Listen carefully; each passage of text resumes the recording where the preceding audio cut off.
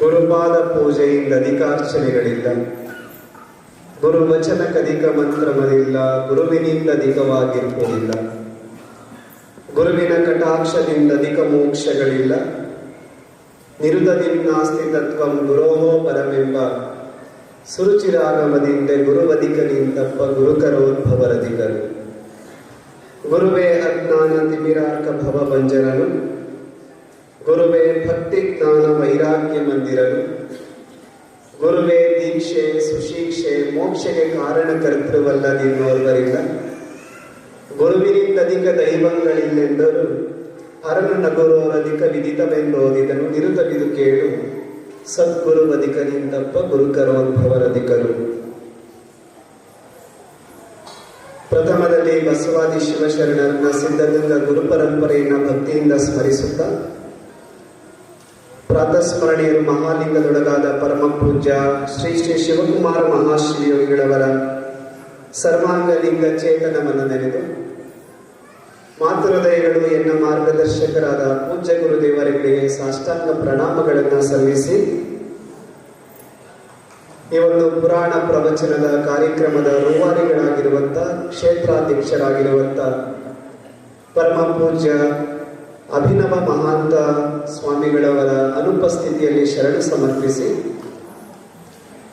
ನಿರಂತರವಾಗಿ ಪ್ರವಚನವನ್ನು ನೀಡುತ್ತಾ ಬಂದಿರುವಂಥ ಪರಮ ಪೂಜ್ಯ ಶ್ರೀ ಮಹಾಂತ ಸ್ವಾಮಿಗಳವರಿಗೆ ಶರಣಾರ್ಥಿಗಳನ್ನು ಸಮರ್ಪಿಸಿ, ಅದೇ ರೀತಿಯಾಗಿ ಕಾರ್ಯಕ್ರಮದಲ್ಲಿ ಆಸೀನರಾಗಿರುವಂಥ ಲೋಕಾಪುರದ ಪೂಜ್ಯ ಮಹಾಂತ ದೇವರುಗಳಲ್ಲಿ ಕಿತ್ತಲಿ ಮಠದ ಶ್ರೀಗಳವರಿಗೆ ಅನಂತ ಶರಣಾರ್ಥಿಗಳನ್ನು ಸಮರ್ಪಿಸಿ, ವೇದಿಕೆಯ ಮುಂದೆ ಆಸೀನರಾಗಿರ್ತಕ್ಕಂಥ ಈ ಭಾಗದ ಎಲ್ಲ ಸದ್ಭಕ್ತ ಶರಣ ಬಂಧುಗಳ ಅಂತರಾತ್ಮಕ್ಕೆ ಶರಣು ಶರಣಾರ್ಥಿಗಳು. ನಿನ್ನೆ ದಿವಸ ಒಂದು ಮಾತನ್ನ ಹೇಳಿತ್ತು, ಹಾಲುಂಡ ಮೇಲೆ ಮೇಲುಣಬಾರದು ಅಂತ. ಮತ್ತೆ ಮತ್ತೆ ಮೇಲು ಊಟ ಮಾಡ್ತಾ ಇರೋದೇ ಅಜೀರ್ಣಕ್ಕೆ ಸಮಸ್ಯೆ ಇರ್ತಕ್ಕಂಥದ್ದು. ಆದರೂ ಸಹ ನಿನ್ನೆ ಪೂಜ್ಯರು ಒಂದು ಭಿನ್ನಾಹವನ್ನ ಮಾಡಿಕೊಂಡು, ನಾವು ಪ್ರತಿ ದಿವಸ ಪುರಾಣ ಪ್ರವಚನದಲ್ಲಿ ಹೇಳಿದ್ದು ಪೂಜ್ಯರು 3 ದಿವಸಗಳ ಕಾಲ ನಮ್ಮ ಈ ಪ್ರವಚನ ಕಾರ್ಯಕ್ರಮದಲ್ಲಿ ಸಾನ್ನಿಧ್ಯವನ್ನು ವಹಿಸ್ತಾರೆ ಅಂತ. ನೀವು 1 ದಿವಸಕ್ಕೆ ಸಾಕು ಅಂತ ಹೇಳ್ತಾ ಇರೋದು, ನೋವುಂಟಾಗುತ್ತೆ, ನಾಳೆನೂ ತಾವು ದಯಮಾಡಿಸ್ಬೇಕು ಅಂತ ಕೇಳಿದ ಮೇರೆಗೆ ಅವರ ಒಂದು ಪ್ರೀತಿ ವಿಶ್ವಾಸಕ್ಕೆ ನಾವು ಬದ್ಧರಾಗಿ ಇವತ್ತು ಈ ಕಾರ್ಯಕ್ರಮದಲ್ಲಿ 2ನೇ ದಿವಸ ಭಾಗಿಯಾಗಿರುವಂಥದ್ದು ನಿಜಕ್ಕೂ ಅದು ಸಂತೋಷ.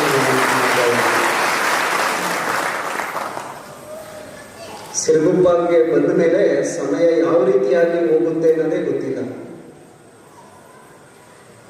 ನಿನ್ನೆ ಇಲ್ಲಿ ಒಂದು ಪುರಾಣ ಪ್ರವಚನ ಕಾರ್ಯಕ್ರಮವನ್ನು ಮುಗಿಸಿ ಹೋದ ನಂತರದಲ್ಲಿ ಇವತ್ತು ಬೆಳಗಿಂದ ಇಲ್ಲಿಯವರೆಗೂ ಸಹ ಸಮಯದ ಅರಿವು ನನಗಂತೂ ಆಗಿಲ್ಲ.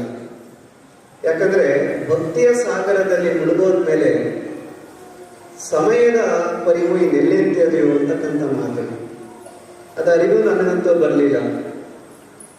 17 ನಿಮಿಷಗಳ ಹಿಂದೆ ಪಕ್ಕದೇ ಗ್ರಾಮದಲ್ಲಿರ್ತಕ್ಕಂಥ ಚಾಣಕ್ಯರಿಗೆ ನಾನು ಅಲ್ಲಿ ಭಕ್ತಾದಿಗಳನ್ನ ಭೇಟಿ ಮಾಡೋಕ್ಕೆ ಹೋದಂಥ ಸಂದರ್ಭ. ಮಾತು ಮುಗಿಯೋದ್ರಷ್ಟೊತ್ತಿಗೆ 9 ಗಂಟೆ ಆಗಿತ್ತು. ಅವರಿನ ಸದ್ಭಕ್ತರು ಅವರ ಮನೆಗೆ ಭಿನ್ನಹವನ್ನ ಮಾಡಿಕೊಂಡಿದ್ರು. ನಾನು ಅವರಿಗೆ ಒಂದು ಮಾತನ್ನ ಕೊಟ್ಟು ಬಂದಿದ್ದೀನಿ. ನಿನ್ನೆ ಗರ್ಜಿಗದವರಿಗೆ ಒಂದು ಮಾತನ್ನ ಕೊಟ್ಟಿದ್ದೆ, ನಾಳೆ ಪುರಾಣ ಪ್ರವಚನ ಕಾರ್ಯಕ್ರಮದಲ್ಲಿ ಭಾಗವಹಿಸ್ತೀನಿ ಅಂತ.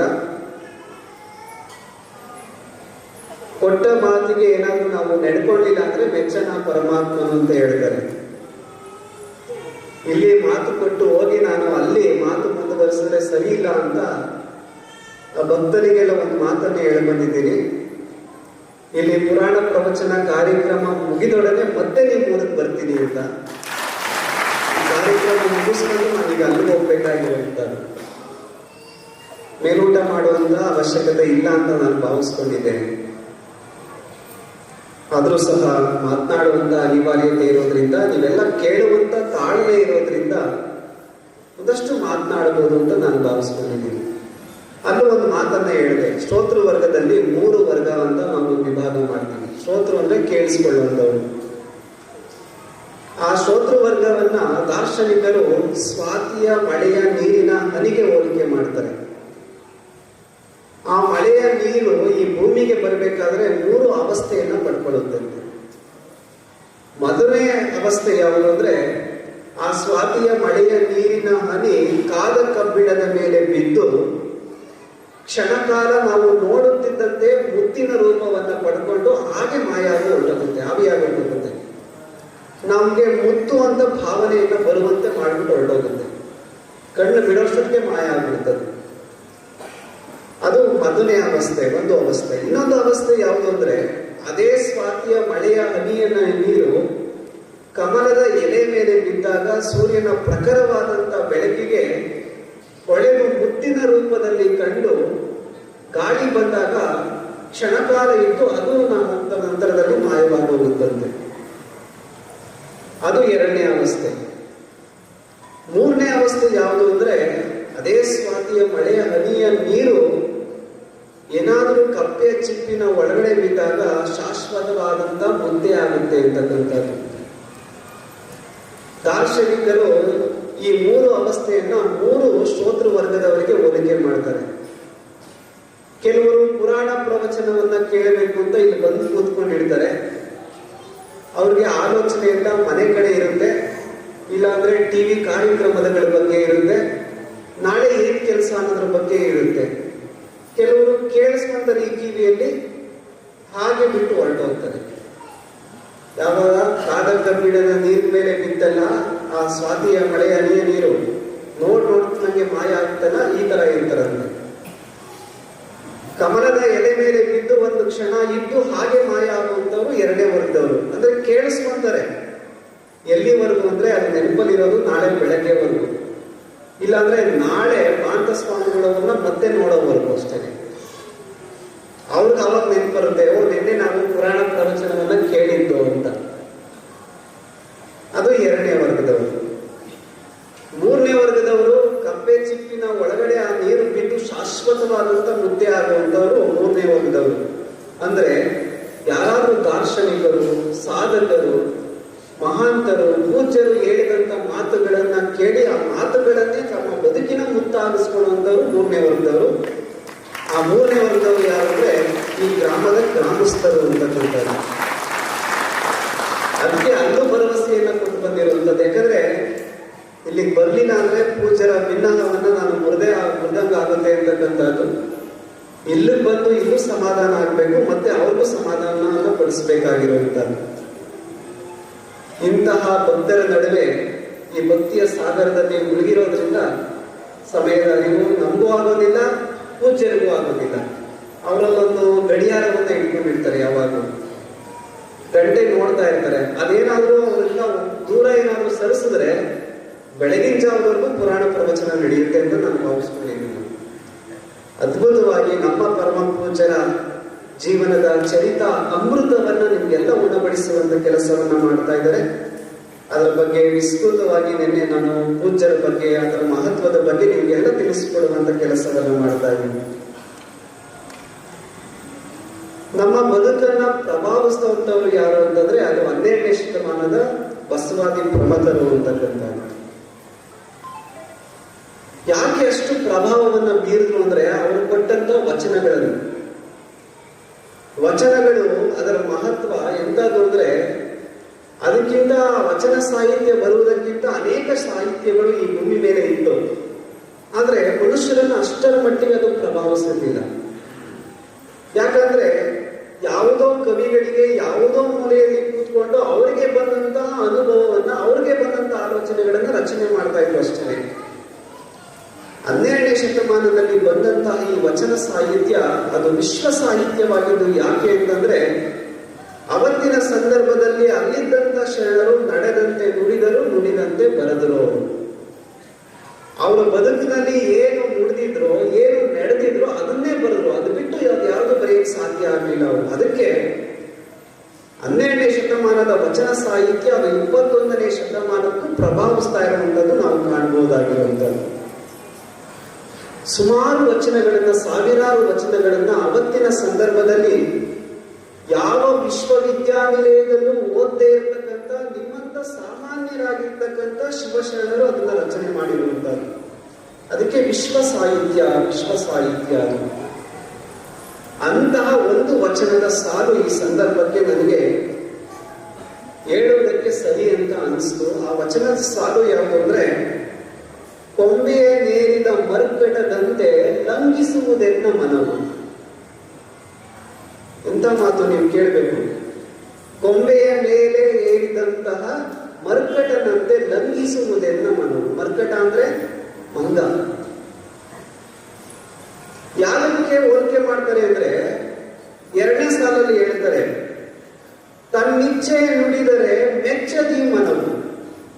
ನಾನೇನಾದ್ರೂ ಹೇಳಕ್ ಹೋದ್ರೆ ಆ ಮನಸ್ಸಿಗೆ ಖಂಡಿತವಾಗಿ ಅದು ಒಪ್ಪೋದಿಲ್ಲ. ಅದರ ಇಚ್ಛೆ ನುಡಿದರೆ ಮೆಚ್ಚುವುದಿ ಮನವು ಅಂತ.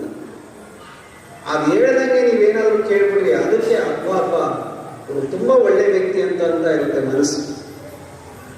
ಅದಕ್ಕೆ ನಮ್ಮ ಶರಣರು ಆ ಮನಸ್ಸನ್ನ ಎಲ್ಲಿಗೆ ಹೋಲಿಕೆ ಮಾಡಿದ್ದಾರೆ ಅಂದ್ರೆ, ಮರ್ಕಟಕ್ಕೆ ಹೋಲಿಕೆ ಮಾಡ್ತಾರೆ, ಮಂಗನಿಗೆ ಹೋಲಿಕೆ ಮಾಡ್ತಾರೆ. ಮಂಗ ಯಾವತ್ತಾದ್ರೂ ಒಂದು ಕೊಂಬೆಯಲ್ಲಿ ಸ್ಥಿರವಾಗಿ ನಿಂತಿದ್ದು ನೋಡಿಯಕ್ಕೆ ಸಾಧ್ಯನಾ?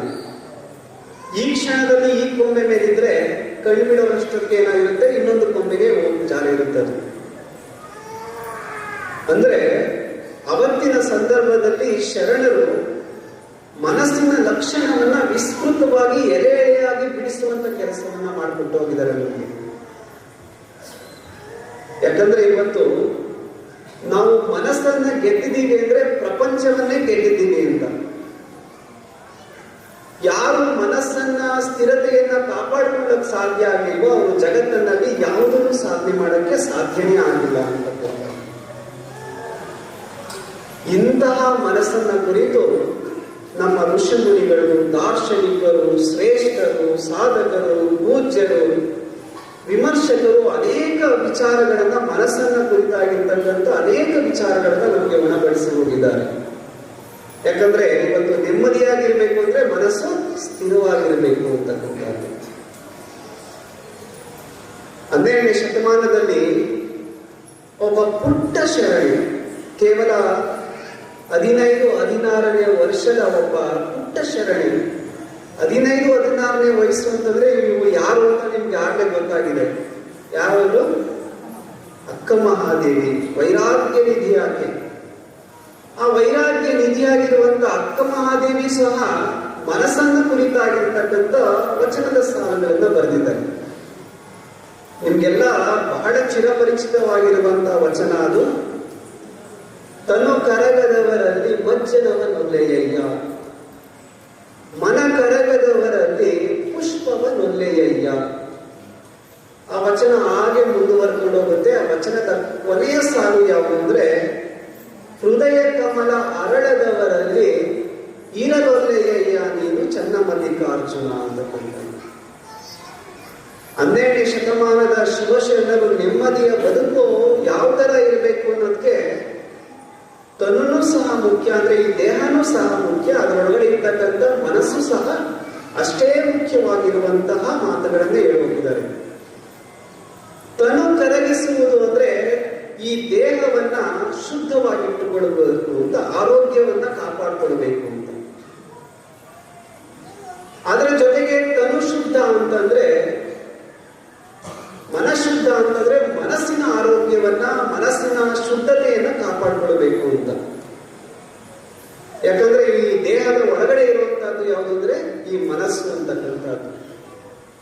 ಯಾವಾಗ ಈ ಮನಸ್ಸು ಶುದ್ಧವಾಗಿರುತ್ತೋ ಅದು ಪುಷ್ಪವಾಗುತ್ತದೆ.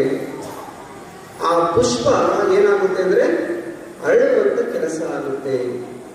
ಅದಕ್ಕೆ ತಾಯಿ ಹೇಳಿದ್ದು, ಹೃದಯ ಕಮಲ ಅರಳದವರಲ್ಲಿ ಇರಬಲ್ಲೆಯಯ್ಯ ನೀನು ಅಂತ. ಅಂದ್ರೆ ಮನಸ್ಸನ್ನ ಪುಷ್ಪವನ್ನಾಗಿಸಿಕೊಳ್ಳಿ ಅಂತಕ್ಕಂಥ ಮಾತನ್ನು. ಮನಸ್ಸು ಪುಷ್ಪ ಆಗಲಿಲ್ಲ ಅಂತಂದ್ರೆ ಹೃದಯ ಕಮಲ ಅರಳೋದಿಲ್ಲ. ಹೃದಯ ಕಮಲ ಅರಳಲ್ಲ ಅಂತಂದ್ರೆ ಅಲ್ಲಿ ಪರಿಶುದ್ಧವಾಗಿರ್ತಕ್ಕಂಥ ಭಾವನೆ ಇರೋದಿಲ್ಲ. ಆ ಭಾವನೆ ಇರಲಿಲ್ಲ ಅಂದ್ರೆ ಅಲ್ಲಿ ಭಗವಂತ ಇರೋದಕ್ಕೆ ಸಾಧ್ಯನೇ ಇಲ್ಲ. ಭಗವಂತನಿಗೆ ಬೇಕಾಗಿರುವುದು ನಿಮ್ಮ ಬಾಹ್ಯದ ಒಂದು ವಸ್ತುಗಳಲ್ಲ. ನೀವು ಅವರಿಗೆ ಎಷ್ಟೇ ಅಭಿಷೇಕ ಮಾಡಿ, ಎಂತಹ ಪುಷ್ಪಾರ್ಚನೆಯನ್ನ ಮಾಡಿ, ಧೂಪ ದೀಪ ನೈವೇದ್ಯವನ್ನ ಕೊಡಿ, ಅದ್ಯಾವುದು ಭಗವಂತನಿಗೆ ಪ್ರಿಯವಾಗುವುದಿಲ್ಲ. ಭಗವಂತನಿಗೆ ಬೇಕಾಗಿರುವಂತಹ ಒಂದೇ ಒಂದು ವಸ್ತು ಅಂದ್ರೆ ಪರಿಶುದ್ಧವಾಗಿರುವಂತಹ, ನಿಷ್ಕಲ್ಮಶವಾಗಿರುವಂತಹ, ಭಕ್ತಿ ತುಂಬಿದಂತಹ ಹೃದಯ, ಅರ್ಥಾತ್ ಪರಿಶುದ್ಧ ಮನಸ್ಸು. ಹಾಗಾದ್ರೆ ಅಂತಹ ಮನಸ್ಸನ್ನ ನಾವು ಗಳಿಸ್ಕೊಳ್ಬೇಕು ಅಂತಂದ್ರೆ ಮನಸ್ಸನ್ನ ಒಂದು ಕಡೆ ನಿಲ್ಲಿಸಬೇಕು ಅಂತ ಅರ್ಥ ಅಲ್ಲ. ಮನಸ್ಸನ್ನ ಪರಿಪಕ್ವವನ್ನಾಗಿ ಮಾಡಬೇಕು ಅಂತ. ಮನಸ್ಸಿನ ಸ್ಥಿರತೆ ಅಂದ್ರೆ ನೀವೇನ್ ಅನ್ಕೊಂಡಿದ್ದೀರಾ? ಕಣ್ಣು ಮುಚ್ಚಾದಾಗ ಮನಸ್ಸು ಒಂದ್ ಕಡೆ ನಿಲ್ಲಿಸ್ಬಿಟ್ರೆ ಮನಸ್ಸಿನ ಸ್ಥಿರತೆಯನ್ನ ನಾವು ಕಾಪಾಡ್ಕೊಂಡಿದೀವಿ ಅಂತ ಅರ್ಥ ಅಲ್ಲ. ಮನಸ್ಸಿನ ಸ್ಥಿರತೆ, ಮನಸ್ಸಿನ ಆರೋಗ್ಯವನ್ನ ಕಾಪಾಡ್ಕೊಳ್ಬೇಕು ಅಂತಂದ್ರೆ ಅದು ಪರಿಪಕ್ವತೆಯಿಂದ ಕೂಡಿರಬೇಕು. ಇಂತಹ ಚಿಂತನೆಯನ್ನ ಮಾಡಬೇಕು. ಮನಸ್ಸು ಯಾವಾಗ ಪರಿವರ್ತನೆ ಆಗುತ್ತೆ ಅಂದ್ರೆ ಇಂತಹ ಪುರಾಣ ಪ್ರವಚನಗಳಲ್ಲಿ ನೀವೆಲ್ಲ ಸಕ್ರಿಯವಾಗಿ ಭಾಗವಹಿಸಬೇಕು. ಬಹುಶಃ ಅಕ್ಕ ಮಹಾದೇವಿ ಹೇಳಿದಂತಹ 2 ವಚನದ ಸಾಲು, ತನು ಕರಗುವುದು, ಮನ ಕರಗುವುದು, ನಾನು ನಿಮಗೆ ಹೆಚ್ಚು ಹೇಳುವಂತ ಅವಶ್ಯಕತೆ ಇಲ್ಲ ಅಂತ ನಾನು ಭಾವಿಸ್ಕೊಂಡಿದ್ದೇನೆ. ಮಹಾದೇವಿ ಅಂತ ಹೇಳಿದಂಗೆ ತನುವಿನ ಆರೋಗ್ಯವನ್ನ ಕಾಪಾಡಿಕೊಳ್ಳಿ ಅಂತ ಹೇಳಿದ್ರು. ನೀವೆಲ್ಲ ಪ್ರತಿನಿತ್ಯ ಸತ್ಯಶುದ್ಧ ಕಾಯಕವನ್ನೇ ಮಾಡ್ತಾ ಇದ್ದೀರ. ಈ ಭಾಗದ ಒಂದು ಶ್ರೇಷ್ಠತೆ ಅಂತ ನಾವೆಲ್ಲ ಭಾವಿಸ್ಕೊಳ್ಬೇಕು. ಕರ್ಚಿಗಲ್ಲೂರಿಂದ ನಾವು ಇವತ್ತು ಸೂಗೂರಿಗೆ ಹೋದವು. ಆ ಸೂಗೂರಿಗೆ ಹೋಗ್ಬೇಕಾದ್ರೆ ಕಣ್ಣು ಅರಳಿಸುವಷ್ಟು ವಿಶಾಲವಾಗಿರುವಂತಹ ಗದ್ದೆಯ ಬಯಲು, ಕಂಗೊಳಿಸುತ್ತಾ ಇರುವಂತಹ, ಫಲಭರಿತವಾಗಿರುವಂತಹ, ತೆನೆ ಹೊತ್ತಂತಹ ಆ ಗದ್ದೆಯನ್ನು ನೋಡಿದಾಗ ನಮ್ಮ ಭಾಗದ ಜನ ನೀವೆಲ್ಲ ಎಂತ ಶ್ರೇಷ್ಠ ಕಾಯಕ ಜೀವಿ ಅಂತ ಅದು ಒತ್ತಿ ಹೇಳ್ತಾ ಇದ್ದಾರೆ. ಮಹಾದೇವಿಯಕ್ಕ ಹೇಳಿದಂತಹ ತನು ಕರಗಿಸ್ಬೇಕು ಅಂತ ಹೇಳಿದ್ರಲ್ಲ, ಪ್ರತಿನಿತ್ಯ ನೀವೆಲ್ಲ ಏನ್ ಮಾಡ್ತಾ ಇದ್ದೀರಾ ಅಂದ್ರೆ ಬಸವಾದಿ ಶಿವಶರಣರು ನೀಡಿದಂತಹ ಶ್ರೇಷ್ಠ ತತ್ವವಾಗಿರ್ತಕ್ಕಂಥ ಕಾಯಕ ತತ್ವವನ್ನ ನಿಮ್ಮ ಬದುಕಿನಲ್ಲಿ ಅಳವಡಿಸಿಕೊಂಡಿದ್ದೀರಾ. ಇನ್ನು 2ನೇದು, ತನ್ನ ಮನವನ್ನ ಏನ್ ಮಾಡಬೇಕು? ಕರಗಿಸ್ಕೊಳ್ಬೇಕು ಅಂತ. ಇಂತಹ ಶ್ರೇಷ್ಠತೆಗೆ ನೀವು ಇವತ್ತು ಸಹ ಭಾಜನರಾಗ್ತಾ ಇದ್ದೀರಾ. ಅಕ್ಕ ಮಹಾದೇವಿ ಹೃದಯ ಕಮಲದಲ್ಲಿ ಪುಷ್ಪ ಅರಳಬೇಕು ಅಂದ್ರೆ ಮನವನ್ನ ಕರಗಿಸ್ಬೇಕು ಅಂತಂದ್ರು. ಬಹುಶಃ ಎಷ್ಟೋ ಜನರಿಗೆ ಈ ಸೌಭಾಗ್ಯ ಇಲ್ಲ ಅಂತ ನಾನು ಭಾವಿಸ್ಕೊಂಡಿದ್ದೀನಿ. ಯಾಕಂದ್ರೆ ಇಂಥ ಪುರಾಣ ಪ್ರವಚನಗಳು ಎಷ್ಟೋ ಹಳ್ಳಿಗಳಲ್ಲಿ ನಡೆಯೋದೇ ಇಲ್ಲ.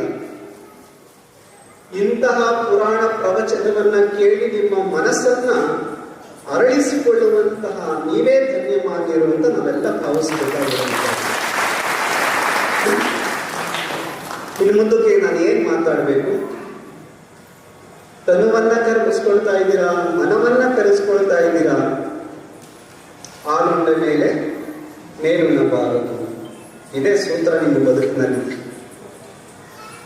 ಇಷ್ಟು ಅದ್ಭುತವಾಗಿರುವಂತಹ ಜೀವನವನ್ನ ನೀವು ನಿರ್ವಹಣೆ ಮಾಡ್ತಾ ಇದ್ದೀರಲ್ಲ, ಇಂಥ ಸದಾವಕಾಶವನ್ನ ಕೊಟ್ಟಂತಹ ಪ್ರಮುಖವಾಗಿ 3 ಜನರನ್ನ ನಾವು 4 ಜನರನ್ನ ಸ್ಮರಣೆ ಮಾಡಿಕೊಳ್ಬೇಕು. ನಿನ್ನೆ ಆ 4 ಜನರನ್ನ ನಾನು ಹೇಳಿದ್ದೀನಿ. ಒಂದು ಅಭಿನವ ಮಹಾಂತ ಸ್ವಾಮಿಗಳವರು, 2ನೇದಾಗಿ ಅದನ್ನ ಪ್ರವಚನವನ್ನ ರಚನೆ ಮಾಡಿದಂತಹ ಶರವಯ್ಯ ಶಾಸ್ತ್ರಿಗಳು, ಆ ರಚನೆ ಮಾಡಿದಂತಹ ಪದ್ಯಗಳನ್ನ ಯಥಾವತ್ತಾಗಿ ನಿಮ್ಮ ಮನಸ್ಸಿನಲ್ಲಿ ಅಂಕುರಗೊಳಿಸ್ತಾ ಇರ್ತಕ್ಕಂಥ ಪೂಜ್ಯ ಮಹಾಂತ ಸ್ವಾಮಿಗಳವರು, ಇದಕ್ಕೆ ಸಂಪೂರ್ಣವಾಗಿ ಸಹಕಾರವನ್ನ ನೀಡಿದಂತ ನಮ್ಮ ಶ್ರೀಮಠದ ಎಲ್ಲ ಹಳೆಯ ವಿದ್ಯಾರ್ಥಿಗಳು, ಅವರು 4 ಜನರನ್ನ ನಾವು ಈ ವೇದಿಕೆಯಲ್ಲಿ ಸದಾ ಕಾಲ ಅವರನ್ನ ಸ್ಮರಣೆ ಮಾಡಿಕೊಳ್ಬೇಕಾಗಿರುವಂಥದ್ದು. ಯಾಕಂದ್ರೆ ನಿನ್ನೆ ಹೇಳಿದಂಗೆ ಒಂದು ಇತಿಹಾಸದಲ್ಲಿ ದಾಖಲಾಗುವಂತಹ ಒಂದು ಪುರಾಣ ಪ್ರವಚನವನ್ನ ಈ 3 ಈ ಗ್ರಾಮ ಲೋಕಾರ್ಪಣೆಗೊಳಿಸ್ತಾ ಇರುವಂತದ್ದೇ ಒಂದು ಪುಣ್ಯ ವಿಶೇಷ. ಒಂದು ಅದ್ಭುತ ಕಾರ್ಯಕ್ರಮದಲ್ಲಿ ನಾವೆಲ್ಲ ಸಾಕ್ಷಿಯಾಗಿದ್ದೇವೆ. ಪೂಜ್ಯರನ್ನ ಕುರಿತಾಗಿರುವಂತಹ ವಿಚಾರಧಾರೆಗಳನ್ನು ನಾವು ಪ್ರತಿನಿತ್ಯ ಕೇಳ್ತಾ ಬಂದಿದ್ದೇವೆ. ಇವತ್ತು 13ನೇ ದಿವಸ ಈ ಪ್ರವಚನ ಕಾರ್ಯಕ್ರಮವೂ ಸಹ ಯಶಸ್ವಿಯಾಗಿ ನಡೆದಿರುವಂತಹದ್ದು. ಶಿವಕುಮಾರ ಶಿವಯೋಗಿಗಳವರು ಉದ್ದಾನ ಶಿವಯೋಗಿಗಳವರ ಕಾರುಣ್ಯದ ಕಿರಣವಾಗಿ ಯಾವ ರೀತಿಯಾಗಿ ಲೋಕವನ್ನ ಪ್ರಜ್ವಲಿಸುವಂತ ಕೆಲಸವನ್ನ ಮಾಡ್ತಾ ಇದ್ದಾರೆ ಅಂತ ಪ್ರಥಮ ಹೆಜ್ಜೆಯನ್ನ ಇಡುವಂತ ಕೆಲಸವನ್ನ ಪೂಜ್ಯರು ನಿಮಗೆ ಈ ಸಂದರ್ಭದಲ್ಲಿ ಅನುವು ಮಾಡಿಕೊಡ್ತಾ ಇದ್ದಾರೆ. ಪೂಜ್ಯರು ಅಂತಂದ್ರೆ ನನಗೆ ಒಬ್ಬ ಐರ್ಲೆಂಡ್ ನ ಪ್ರಸಿದ್ಧ ಆಂಗ್ಲ ನಾಟಕಕಾರ ಅವನು ನೆನಪು ಬರ್ತಾನೆ. ಒಂದು ತುಂಬಾ ಸುಂದರವಾಗಿರುವಂತ ಅರ್ಥಪೂರ್ಣವಾಗಿರುವಂತ ಮಾತುಗಳನ್ನು ಹೇಳ್ತಾರೆ. ಅವರ ಹೆಸರು ಜಾರ್ಜ್ ಬರ್ನಾರ್ಡ್ ಶಾ ಅಂತಕ್ಕಂಥವ್ರು. ಬದುಕು ಹೇಗಿರಬೇಕು ಅಂತ ಅವರು ಕಾವ್ಯದ ರೂಪದಲ್ಲಿ ಆಂಗ್ಲ ಭಾಷೆಗೆ ಬರೆದಿದ್ದಾರೆ. ಅದನ್ನ ಕನ್ನಡಕ್ಕೆ ತರ್ಜುಮೆ ಮಾಡಿ ಅನೇಕರು ಸಹ ಅದನ್ನ ವಿಮರ್ಶೆಯೂ ಸಹ ಮಾಡಿದ್ದಾರೆ. ಬಹುಶಃ ಈ ಬದುಕು ಹೇಗಿರ್ಬೇಕು ಅನ್ನೋದಕ್ಕೆ ನಮ್ಮ ಪೂಜ್ಯರು ಯಥಾರ್ಥವಾಗಿ ಅದು ಅನ್ವಯ ಆಗ್ತಾರೆ ಅಂತ ನಾನು ಭಾವಿಸ್ಕೊಂಡು ಆ ಮಾತುಗಳನ್ನ ಆ ಸಾಲುಗಳನ್ನ ನಿಮ್ಮ ಮುಂದೆ ಹೇಳ್ತೀನಿ. ಇಷ್ಟು ಕೇಳಿದ್ರೆ ಸಾಕು ಪೂಜ್ಯರ ವ್ಯಕ್ತಿತ್ವ ಎಂತದ್ದು ಅಂತ ನಮಗೆ ಗೊತ್ತಾಗುತ್ತೆ. ಅವ್ರು ಹೇಳ್ತಾರೆ, ನನ್ನ ಬದುಕು ಈ ಸಮಾಜಕ್ಕೆ ಸೇರಿದು. ಜಾರ್ಜ್ ಬರ್ನಾರ್ಡ್ ಶಾ ಹೇಳುವಂತ ಮಾತು ಇದು. ಇದು ಪೂಜ್ಯರ ಒಂದು ಜೀವನಕ್ಕೂ ಸಹ ಅನ್ವಯವಾಗುವಂತ ಮಾತು. ನನ್ನ ಬದುಕು ಈ ಸಮಾಜಕ್ಕೆ ಸೇರಿದುದು. ನಾನು ಬದುಕಿರುವವರೆಗೂ ಈ ಸಮಾಜಕ್ಕಾಗಿ ಸೇವೆ ಸಲ್ಲಿಸುವುದು ನನಗೆ ದೊರಕಿರುವ ಒಂದು ಸದಾವಕಾಶ ಎಂದುಕೊಂಡಿದ್ದೇನೆ. ಪರಿಪೂರ್ಣವಾಗಿ ಸಮಾಜ ಸೇವೆಗಾಗಿ ನನ್ನನ್ನು ಸಮರ್ಪಿಸಿಕೊಳ್ಳಲು ಆಶಿಸುತ್ತೇನೆ. ನಾನು ಹೆಚ್ಚು ಸೇವೆ ಮಾಡಿದಷ್ಟು ಹೆಚ್ಚು ಕಾಲ ಬದುಕುತ್ತೇನೆ. ಮುಂದುವರೆದು ಹೇಳ್ತಾರೆ, ಇದು ನನ್ನ ಬದುಕಿಗೆ ಹೆಚ್ಚು ಸಂತೋಷವನ್ನ ತುಂಬುತ್ತದೆ. ಜೀವನ ನನಗೆ ಒಂದು ಹಣತೆಯ ಬೆಳಕಲ್ಲ, ಅದೊಂದು ಪ್ರಜ್ವಲಿಸುವಂತ ಜ್ಯೋತಿ. ಆ ಜ್ಯೋತಿಯನ್ನ ಮುಂದಿನ ಪೀಳಿಗೆಗೆ ಬಿಟ್ಟು ಹೋಗುವವರೆಗೂ ಅದನ್ನು ಎಷ್ಟು ಪ್ರಕಾಶಮಾನವಾಗಿ ಬೆಳಗಿಸಲು ಸಾಧ್ಯವೋ ಅಷ್ಟು ಪ್ರಕಾಶಮಾನವಾಗಿ ಬೆಳಗಿಸಲು ಪ್ರಯತ್ನಿಸುತ್ತೇನೆ ಅಂತಕ್ಕಂಥ ಮಾತನ್ನು ಹೇಳಿದ್ದಾರೆ. ನಮ್ಮ ಪೂರ್ವಜರು ಈ ಮರ್ತ್ಯ ಲೋಕದಲ್ಲಿ ಇರುವವರೆಗೂ ಸಹ 111 ವರ್ಷಗಳವರೆಗೂ ಸಹ ಎಷ್ಟು ಪ್ರಕಾಶಮಾನವಾಗಿ ಬೆಳಗಿಸಲು ಸಾಧ್ಯವೋ ಅಷ್ಟು ಪ್ರಕಾಶಮಾನವಾಗಿ ಈ ಸಮಾಜವನ್ನು ಬೆಳಗಿಸುವಂತ ಕೆಲಸವನ್ನು ಮಾಡಿದ್ದಾರೆ. ಅದಕ್ಕೆ ಅವರು ನಮಗೆ ಪ್ರಾತಸ್ಮರಣೀಯರಾಗಿರುವಂತವರು. ಅವರ ಹೆಸರೇ ಶಿವಕುಮಾರ ಶಿವಯೋಗಿಗಳು ಅಂತ. ಶಿವನ ಕುಮಾರರಾಗಿ ಬಂದು ನಮ್ಮನ್ನೆಲ್ಲ ಏನ್ ಮಾಡಿದ್ದಾರೆ ಅಂದ್ರೆ ಸಲಹುವಂತ ಅರನಾಗಿ ಇವತ್ತು ನಮ್ಮೆಲ್ಲರ ಮನಸ್ಸಿನಲ್ಲಿ ಬಿಟ್ಟು ಹೋಗಿರುವಂತವರು. ಜಾರ್ಜ್ ಬರ್ನಾರ್ಡ್ ಶಾ ಹೇಳಿದಂತ ಮಾತುಗಳು ಪೂಜ್ಯರಿಗೆ ಅನ್ವಯವಾಗುವಂತಹದ್ದು. ಅವರು ಎಷ್ಟು ಪ್ರಕಾಶಮಾನವಾಗಿ ಬೆಳೆದಿದರೋ ಏನೋ ಗೊತ್ತಿಲ್ಲ, ಆದ್ರೆ ಸಾಮರ್ಥ್ಯಕ್ಕೆ ಅನುಗುಣವಾಗಿ ಬೆಳಗಿಸುವಂತ ಕೆಲಸವನ್ನು ಮಾಡಿದ್ದಾರೆ. ಇದಕ್ಕೆ ಒಂದು ದೃಷ್ಟಾಂತ, ಒಂದು ಚಿಂತನೆಯನ್ನ ಮಾಡದಂತೆ. ಏನು ಚಿಂತನೆಯನ್ನ ಮಾಡದ ಅಂದ್ರೆ, ನನಗೆ ಒಂದು ಸ್ವಲ್ಪ ದಿವಸಗಳ ಕಾಲ ವಿಶ್ರಾಂತಿ ಬೇಕು. ನನ್ನ ಅನುಪಸ್ಥಿತಿಯಲ್ಲಿ ನಾನು ಮಾಡುವಂತ ಕೆಲಸ ಯಾರು ಮಾಡ್ತಾರೆ? ಆಲೋಚನೆ ಬಂತು ಸೂರ್ಯನಿಗೆ. ನನ್ನ ಅನುಪಸ್ಥಿತಿಯಲ್ಲಿ ನನ್ನ ಕೆಲಸವನ್ನ ಮಾಡುವವರು ಈ ಜಗತ್ತಿನಲ್ಲಿ ಯಾರಾದ್ರೂ ಇದರ ಅಂತ ಪರೀಕ್ಷೆ ಮಾಡೋಕ್ಕೋಸ್ಕರ ಸೂರ್ಯ ಏನ್ ಮಾಡ್ತಾನೆ ಅಂದ್ರೆ ಅನೇಕ ಜನರ ಹತ್ತಕ್ಕೆ ಹೋಗ್ತಾನೆ.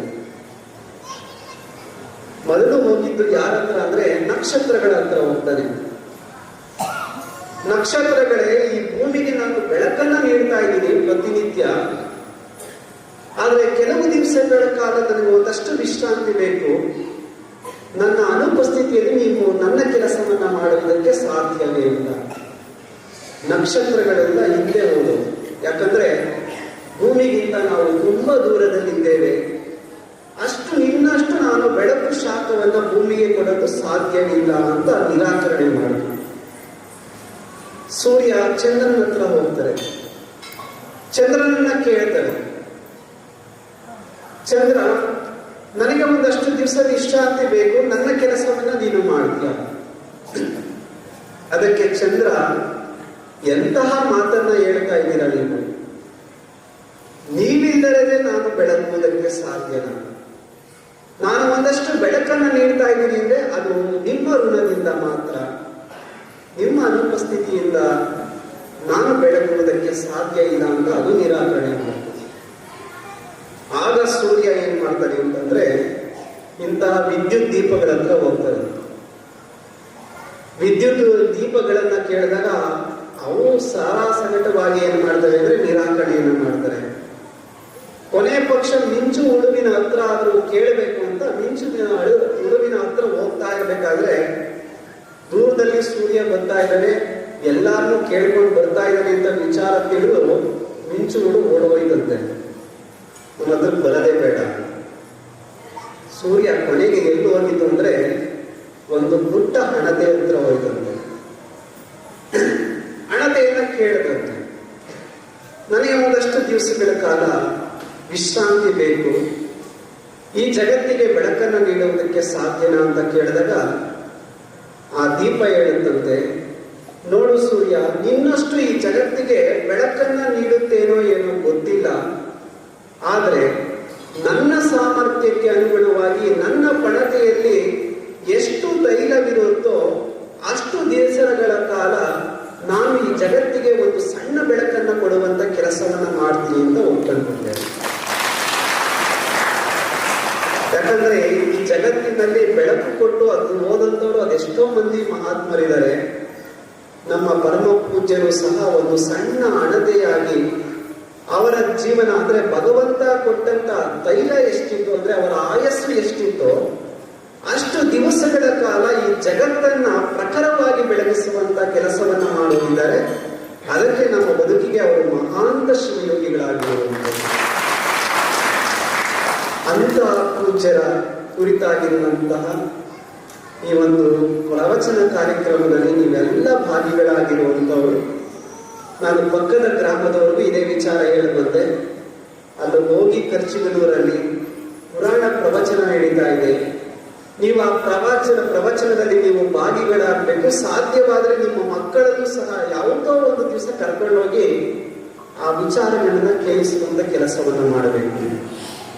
ಯಾಕಂದ್ರೆ ಇವತ್ತು ಶಿವಕುಮಾರ ಮಹಾಶಿವಗಳನ್ನ ಈ ಪೀಳಿಗೆಗೆಲ್ಲ ಅವರನ್ನ ನೋಡಿಲ್ಲ, ಅವರ ಪದತಲದಲ್ಲಿ ಅವರನ್ನ ಸ್ಪರ್ಶ ಮಾಡಿಲ್ಲ, ಅವರ ಪಾದೋದಕ ಪ್ರಸಾದವನ್ನು ಅವರು ಸ್ವೀಕರಿಸಿಲ್ಲ. ಅವರನ್ನ ಫೋಟೋದಲ್ಲಿ ನೋಡ್ತಾ ಇದ್ದಾರೆ, ಅವ್ರ ಬಗ್ಗೆ ಯಾರಾದ್ರೂ ಹೇಳಿದ್ರೆ ಕೇಳ್ತಾ ಇದ್ದಾರೆ. ಹೀಗಿರ್ಬೇಕಾದ್ರೆ ಅವರ ಜೀವನದ ಮೌಲ್ಯಗಳು ಹೃದಯಕ್ಕೆ ನಾಟಬೇಕು ಅಂದ್ರೆ ಇಂಥ ಪ್ರವಚನಗಳಲ್ಲಿ ಅವರೆಲ್ಲ ಭಾಗವಹಿಸಬೇಕಾಗಿದೆ. ಇಷ್ಟು ಸಮಯ ಆಗಿದೆ, ಈಗಾಗಲೇ 13 ದಿವಸಗಳು ಕಳೆದೋಗಿದ್ದಾವೆ. ಇನ್ನು ಉಳಿಕೆ ಇರುವಂತದ್ದು ಎಷ್ಟು ದಿವಸ?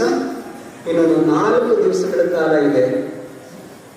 ಈಗ ಆ ಬೆಳಕು ಯಾವ ರೀತಿ ಜಗತ್ತನ್ನ ಪ್ರಜ್ವಲಿಸುತ್ತೋ ಅಂತ ಪ್ರಾರಂಭ ಆಗಿದೆ. ಇವತ್ತು ಇದೇ ಮುಖ್ಯವಾಗಿರುವಂತ ಘಟ್ಟ. ಈಗ ಇಂತಹ ವಿಚಾರಧಾರೆಗಳನ್ನ ನೀವು ನಿಮ್ಮ ಮಕ್ಕಳಿಗೆ ಪ್ರತಿನಿತ್ಯ ಕೇಳಿಸಬೇಕು.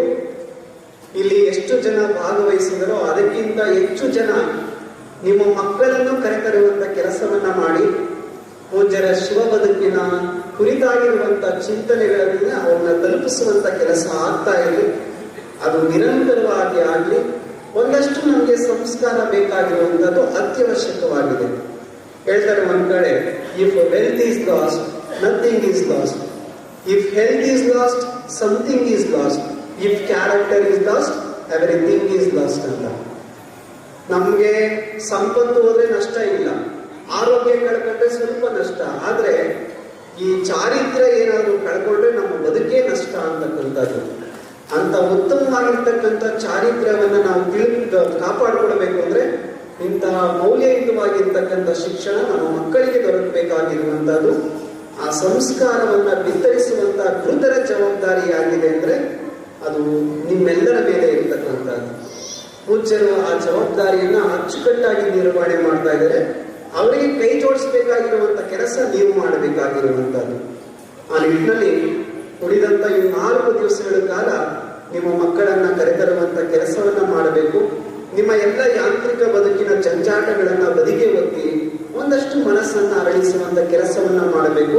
ಹೃದಯ ಕಮಲ ಹರಡಿದಾಗ ಖಂಡಿತವಾಗಿಯೂ ಅಲ್ಲಿ ನಿಮ್ಮ ಮನಸ್ಸಿನಲ್ಲಿ ಭಗವಂತ ಇರುವುದಕ್ಕೆ ಸಾಧ್ಯ ಆಗಿರುವಂತದ್ದು. ಶರಣರು ಹೇಳ್ತಾರೆ. ಅಂದ್ರೆ ಶರಣರು ಮನದೆರೆದು ಮಾತನಾಡಿದರೆ ಲಿಂಗವ ಕಾಣಬಹುದು ಅಂತ. ಲಿಂಗ ಅಂದ್ರೆ ಅದು ಪ್ರಾಣಲಿಂಗ ಆಗಿರ್ಬೋದು, ಭಾವಲಿಂಗ ಆಗಿರ್ಬೋದು. ಯಾವುದೋ ಒಂದು ಲಿಂಗವನ್ನ ನೀವು ದರ್ಶನ ಮಾಡಕ್ಕೆ ಸಾಧ್ಯ. ಅದಕ್ಕೆ ಕೂಡಲ ಸಂಗನ ಶರಣರು ಮನದೆರೆದು ಮಾತನಾಡ್ತಾ ಇದ್ದಾರೆ. ಪ್ರತಿನಿತ್ಯ ಅವರು ಮಾತನಾಡ್ತಾ ಇದ್ದಾರೆ. ನೀವು ಅವರ ಮಾತುಗಳನ್ನ ನೀವು ಲಿಂಗ ನುಡಿಗಳು ಅಂತ ಭಾವಿಸಿ ಪ್ರತಿನಿತ್ಯ ಕಾರ್ಯಕ್ರಮದಲ್ಲಿ, ಉಳಿದಂತ ಕಾರ್ಯಕ್ರಮದಲ್ಲಿ ನೀವು ಭಾಗಿಗಳಾಗಬೇಕು. ಹೆಚ್ಚು ಸಮಯ ಆಗಿದೆ, ಹೆಚ್ಚು ಮಾತನಾಡುವಂತ ಅವಶ್ಯಕತೆ ಇಲ್ಲ ಅಂತ ನಾನು ಭಾವಿಸ್ಕೊಂಡಿದ್ದೇನೆ. ಕರ್ಜಿಗಲ್ಲೂರು ಇವತ್ತು ನಮ್ಮ ಪೂಜ್ಯರ ಚರಿತಾಮೃತವನ್ನ ಉಣಬಡಿಸುವಂತ ಕೆಲಸಕ್ಕೆ ಇವತ್ತು ಬುನಾದಿ ಆಗಿದೆ. ಈ ಭಾಗದಲ್ಲಿ ಇನ್ನಷ್ಟು ಹೆಚ್ಚು ಹೆಚ್ಚು ಪ್ರವಚನಗಳು ನಡೀತಾ ಇರಲಿ, ಅವರ ಬದುಕಿನ ಚಿಂತನೆಗಳು ನಡೀತಾ ಇರಲಿ. ಇದು ನಿಂತ ನೀರಾಗಬಾರ್ದು, ಅದು ಹರಿಯುವಂತ ನೀರಾಗಬೇಕು.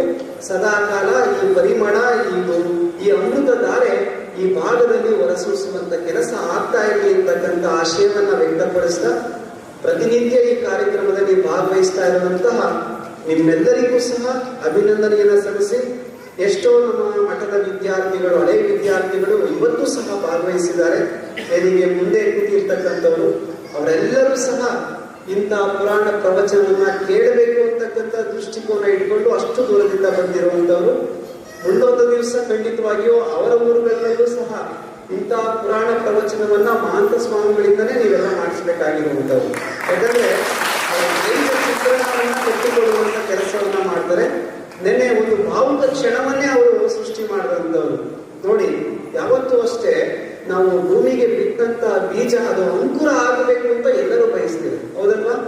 ನೀವು ಭತ್ತವನ್ನ ಏನ್ ಮಾಡ್ತೀರಾ? ನೀವು ಪೈರನ್ನ ಬೆಳಿಬೇಕು ಅಂತ ಮೊದಲು ಅದನ್ನ ಬಿತ್ತನೆಯನ್ನ ಮಾಡ್ತೀರಾ. ನೀವು ಪೈರು ನಿರೀಕ್ಷೆಯನ್ನ ಪ್ರತಿ ದಿವಸ ಹೋಗಿ ನಿರೀಕ್ಷೆ ಮಾಡ್ತಾ ಇದ್ದೀರಾ, ಎಂತಹ ಮೊಳಕೆ ಹೊಡಿತಾ ಇದೆ, ಸೂಕ್ತ ಕಾಲಕ್ಕೆ ಇದು ಬರುತ್ತಾ, ನಾಟಿ ಮಾಡಲು ಇದು ಯೋಗ್ಯನ ಅಂತಕ್ಕಂಥದ್ದು. ಅದೇ ರೀತಿಯಾಗಿ ಉದ್ದಾನ ಶಿವಯೋಗಿಗಳು ಬಿದ್ದಂತಹ ಒಂದು ಮೊಳಕೆ ಬೀಜ ಯಾವುದಂದ್ರೆ ಅದು ಶಿವಕುಮಾರ ಮಹಾಶಿವಯೋಗಿಗಳು. ಅವರು 99 ಪರೀಕ್ಷೆಯನ್ನ ಮಾಡ್ತಾರೆ. ನೆನ್ನೆ ಪೂಜ್ಯರು ಅದನ್ನೇ ಹೇಳಿದ್ರು. 99 ದಿವಸಗಳ ಕಾಲ ಅದನ್ನ ನಿರೀಕ್ಷಣೆ ಮಾಡ್ತಾರೆ. ಎಂತಹ ಮೊಳಕೆ ಬಂದಿದೆ, ಆ ಪೈರು ನಾಟಿ ಮಾಡುವುದಕ್ಕೆ ಯೋಗ್ಯನ ಅಂತ ಯೋಚನೆ ಮಾಡುವಂತಹ ರೈತನ ರೀತಿಯಲ್ಲಿ ಪೂಜ್ಯರು ಉದ್ದಾನ ಶಿವಯೋಗಿಗಳು, ಶಿವಕುಮಾರ ಮಹಾಶಿವಯೋಗಿಗಳವರು ಈ ಮಠವನ್ನ ಅಚ್ಚುಕಟ್ಟಾಗಿ ನಿರ್ವಹಣೆ ಮಾಡ್ತಾರೆ ಅಂತಕ್ಕಂಥ ಒಂದು ಸಂಕಲ್ಪ ಬಂದಾಗ ಅವರು ಇಹಲೋಕವನ್ನ ತ್ಯಜಿಸಿತು ಅಂತಕ್ಕಂಥ ಬಹಳ ಒಂದು ಭಾವನಾತ್ಮಕವಾಗಿರುವಂತಹ ಸನ್ನಿವೇಶವನ್ನ ಪೂಜ್ಯರು ನಿನ್ನೆಯ ವೇದಿಕೆಯಲ್ಲಿ ಕಟ್ಟಿಕೊಟ್ಟಿರುವಂತವರು. ಅದರ ಮುಂದುವರಿದ ಭಾಗವಾಗಿ ಇವತ್ತು ಪೂಜ್ಯರ ಒಂದು ಸಾಧನೆ, ಅದರ ಹಿಂದೆ ಇದ್ದಂತಹ ಅನೇಕ ಶಕ್ತಿಗಳು. ಯಾಕಂದ್ರೆ ಒಂದು ಮಠ ಬೆಳಿಬೇಕು ಅಂದ್ರೆ ಅದು ಭಕ್ತರ ಸಹಕಾರದಿಂದ ಮಾತ್ರ ಸಾಧ್ಯ ಆಗಿರುವಂತದ್ದು. ಇವತ್ತು ಪೂಜ್ಯರು ಈ ಮಠವನ್ನ ಒಂದಷ್ಟು ವಿಸ್ತರಣೆಯನ್ನ ಮಾಡಿದ್ದಾರೆ ಅಂದ್ರೆ ಅದು ನಿಮ್ಮ ಸಹಕಾರದಿಂದ ಮಾತ್ರ, ನಿಮ್ಮ ದಾಸೋಹ ಸೇವೆಯಿಂದ. ಆ ರೀತಿಯಾಗಿ ಅನೇಕ ದಾಸೋಹ ಸೇವೆಯನ್ನ ಮಾಡಿದಂತಹ ಅನೇಕ ಭಕ್ತಾದಿಗಳು ಶ್ರೀಮಠದ ಇತಿಹಾಸದಲ್ಲಿ ಉಳಿದಿರ್ತಕ್ಕಂಥವ್ರು. ಅವತ್ತಿನ ಸಂದರ್ಭದಲ್ಲಿ ಆ ಕಾಲದಲ್ಲಿ ಅವರಿಗಿದ್ದಂತಹ ಸಂಪತ್ತನ್ನ ಉದಾರವಾಗಿ ಶ್ರೀಮಠಕ್ಕೆ ನೀಡಿ ಅದನ್ನ ಬೆಳೆಸುವಂತ ಕೆಲಸವನ್ನ ಮಾಡಿದ್ದಾರೆ. ನೀ ಕೊಟ್ಟ ದ್ರವ್ಯವ ನಿಮಗಲ್ಲದೆ ಮತ್ತೊಂದು ಕ್ರಿಯೆ ಮಾಡಿರುವಂತ ಶಿವಕುಮಾರ ಮಹಾಶಿವಯೋಗಿಗಳವರು ಭಕ್ತಾದಿಗಳು ಕೊಟ್ಟಂತ ಎಲ್ಲ ಸಂಪತ್ತನ್ನ ಸಮಾಜಕ್ಕೋಸ್ಕರ ವಿನಿಯೋಗ ಮಾಡಿದ್ದಾರೆ. ಎಂದು ಅವರ ಸ್ವಾರ್ಥ ಸಾಧನೆಗೋಸ್ಕರ ಅವರು ಯಾವತ್ತೂ ವಿನಿಯೋಗ ಮಾಡಿದಂಥವರಲ್ಲ. ಹಾಗಾಗಿ ಒಂದು ಕ್ಷೇತ್ರ ಪುಣ್ಯ ಕ್ಷೇತ್ರವಾಗಿ ನಮ್ಮ ಕಣ್ಮುಂದೆ ನಿಂತಿರುವಂತದ್ದೇ ಸಾಕ್ಷಿಯಾಗಿರುವಂತದ್ದು. ಅಂತ ಕ್ಷೇತ್ರದ ಮಹಿಮೆಯನ್ನ ಪೂಜ್ಯರನ್ನ ಕುರಿತು ನಿರಂತರವಾಗಿ ಕಾರ್ಯಕ್ರಮ ನಡೀತಾ ಇದೆ. ಅಭಿನವ ಮಹಾಂತ ಸ್ವಾಮಿಗಳವರು ನಿನ್ನೆ ಹೇಳಿದ ರೀತಿಯಲ್ಲೇ ಅದಕ್ಕೆ ಸಹಕಾರವನ್ನು ನೀಡ್ತಾ ಬಂದಿದ್ದಾರೆ. ಅನೇಕ ನಮ್ಮ ಮಠದ ವಿದ್ಯಾರ್ಥಿಗಳು, ಪಂಪನಗೌಡ ಆಗಿರ್ಬೋದು, ಅವ್ರ ಜೊತೆ ಎಷ್ಟೋ ವಿದ್ಯಾರ್ಥಿಗಳು, ಪ್ರತಿಯೊಬ್ರು ಹೆಸರನ್ನ ಹೇಳ್ತಾ ಹೋದ್ರೆ ಅದನ್ನ ಆ ನಕ್ಷತ್ರಗಳನ್ನ ಯಾವ ತರ ಎಣಿಸ್ಬೇಕು ಆ ತರ ಎಣಿಸುವಂತ ಸ್ಥಿತಿ ಬಂದ್ಬಿಡುತ್ತೆ. ಅಂದ್ರೆ ಅಷ್ಟು ಸಂಖ್ಯೆಯ ವಿದ್ಯಾರ್ಥಿಗಳು ಅದಕ್ಕೆ ಸಂಪೂರ್ಣವಾಗಿರ್ತಕ್ಕಂಥ ಸಹಕಾರ, ಅದರ ಜೊತೆಗೆ ನಮ್ಮ ಮಠದ ಹಿತೈಷಿಗಳು ಸಹ ಅದಕ್ಕೆ ಸೇರಿರುವಂತವರು. ಇವರೆಲ್ಲ ಸಂಪೂರ್ಣ ಸಹಕಾರದಿಂದ ಇವತ್ತು ಪುರಾಣ ಪ್ರವಚನ ಅತ್ಯಂತ ಯಶಸ್ವಿಯಾಗಿ ನೆರವೇರಿದೆ. ಅದನ್ನ ಮತ್ತಷ್ಟು ಪರಿಷ್ಕೃತವನ್ನಗೊಳಿಸಿ ನಮ್ಮ ಈಗಿನ ಪೂಜ್ಯ ಗುರುದೇವರ ಮಾರ್ಗದರ್ಶನದಲ್ಲಿ ಅದು ಒಂದು ಪುಸ್ತಕ ಒತ್ತಿಗೆ ರೂಪದಲ್ಲಿ ಹೊರತರುವಂತ ಪ್ರಯತ್ನವನ್ನು ಸಹ ನಮ್ಮ ಮಠದ ವಿದ್ಯಾರ್ಥಿಗಳು ಆ ನಿರಂತರ ಪ್ರಯತ್ನದಲ್ಲಿ ತೊಡಗಿದ್ದಾರೆ. ಆದಷ್ಟು ಬೇಗ ಅಂತಹ ಒತ್ತಿಗೆಯೂ ಸಹ ಲೋಕಾರ್ಪಣೆಗೊಳ್ಳುವಂತಹ ಸನ್ನಿವೇಶ ಇದೆ. ಅದಕ್ಕೆ ನಮ್ಮ ಪೂಜ್ಯರ ಸಂಪೂರ್ಣ ಮಾರ್ಗದರ್ಶನಗಳು ಸಹ ಇರ್ತಕ್ಕಂಥದ್ದು. ಆ ನಿಟ್ಟಿನಲ್ಲಿ ಈ ಪುರಾಣ ಪ್ರವಚನ ನಿರಂತರವಾಗಿ ಈ ಕ್ಷೇತ್ರದಲ್ಲಿ ನಡೀತಾ ಇದೆ. ಅದು ಪೂಜ್ಯರಾಗಿರ್ಬೋದು, ಬಸವಾದಿ ಶಿವಶರಣರಾಗಿರ್ಬೋದು, ಮತ್ತೆ ಈ ಭಾಗವನ್ನ ಬೆಳೆಸ್ತಕ್ಕಂಥ ಮಹಾಂತರಾಗಿರ್ಬೋದು, ಸಿದ್ಧ ಪುರುಷರು ನಿರಂತರವಾಗಿ ನಿಮ್ಮ ಮನಸ್ಸಿನಲ್ಲಿ ಸದಾಕಾಲ ಇರಲಿ ಅಂತಕ್ಕಂಥ ಆಶಯವನ್ನು ವ್ಯಕ್ತಪಡಿಸಿ ನನ್ನ 2 ಮಾತುಗಳಿಗೆ ಮುಕ್ತಾಯವನ್ನು ಕೊಟ್ಟು ಮತ್ತೊಮ್ಮೆ ವೇದಿಕೆ ಮೇಲಿರ್ತಕ್ಕಂಥ ಎಲ್ಲ ಪೂಜ್ಯರಿಗೂ ಮತ್ತೆ ಮುಂದಿರುವಂತಹ ಎಲ್ಲ ಶರಣ ಬಂಧುಗಳ ಅಂತರಾತ್ಮಕ್ಕೆ ಶರಣ